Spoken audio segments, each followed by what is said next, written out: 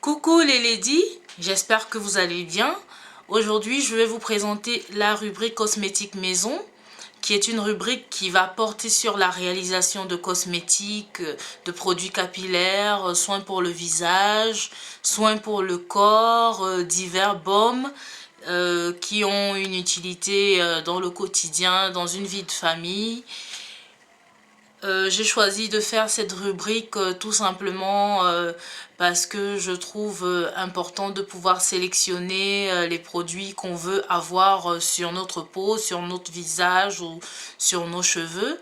Ce n'est pas toujours forcément le cas des produits vendus en grande surface qui ont souvent aussi des produits toxiques.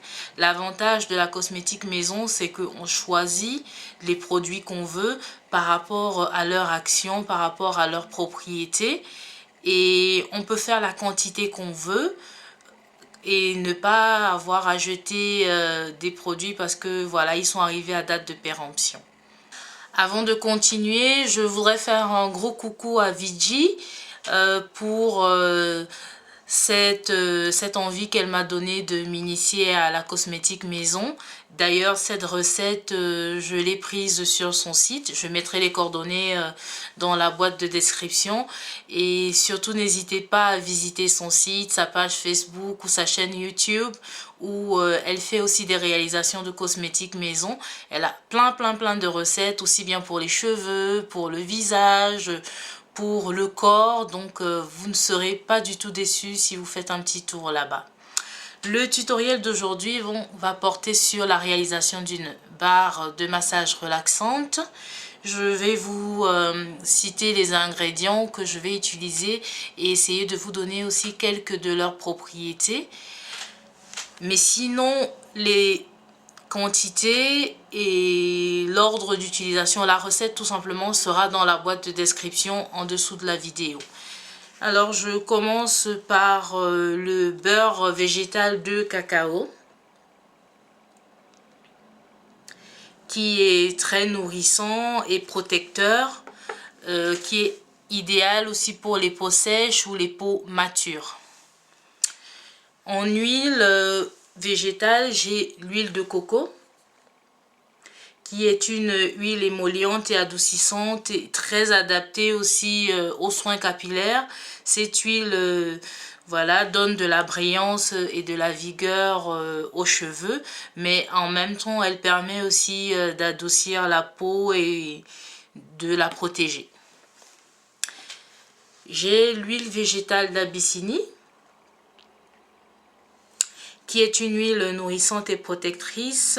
C'est une huile au toucher très doux et qui pénètre très vite l'épiderme et ça donne un fini satiné à la peau. J'ai la cire d'abeille blanche, qui va qui est un excipient naturel et qui va donner une texture à ma barre.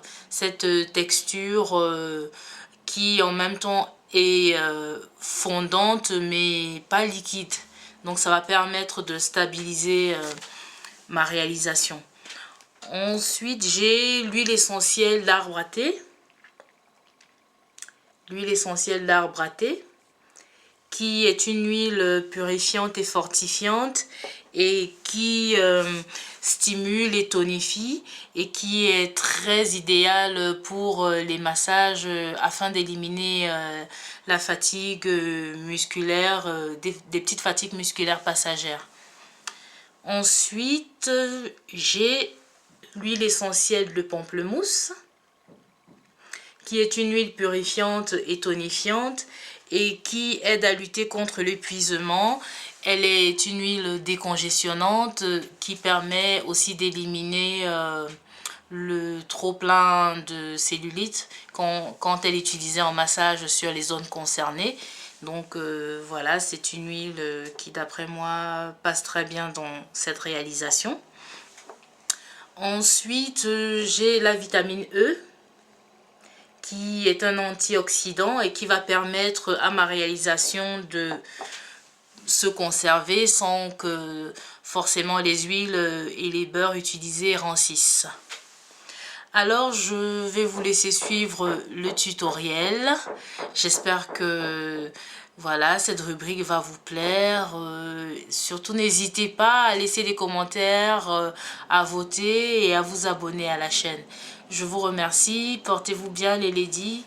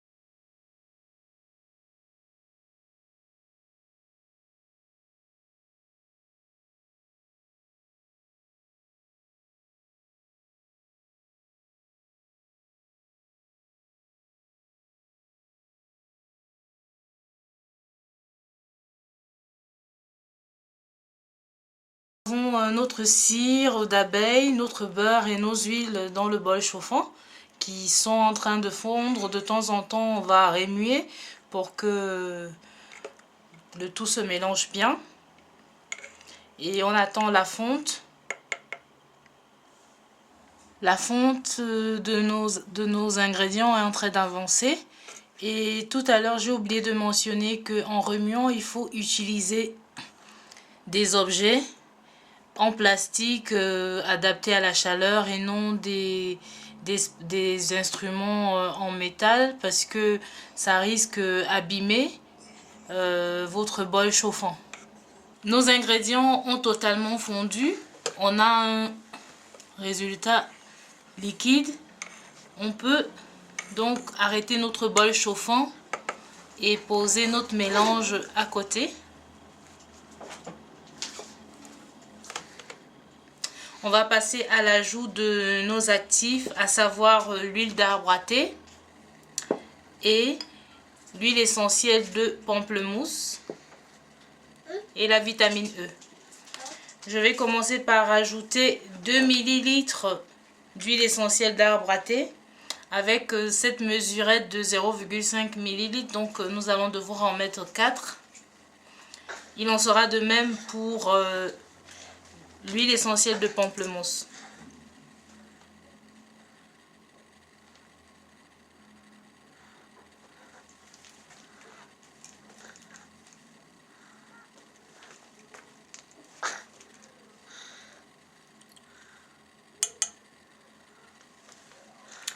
Nous n'avons pas mis nos huiles essentielles au début de la fonte parce que les huiles essentielles et les actifs tels que la vitamine E ne supportent pas la chaleur. La chaleur détériore leurs propriétés.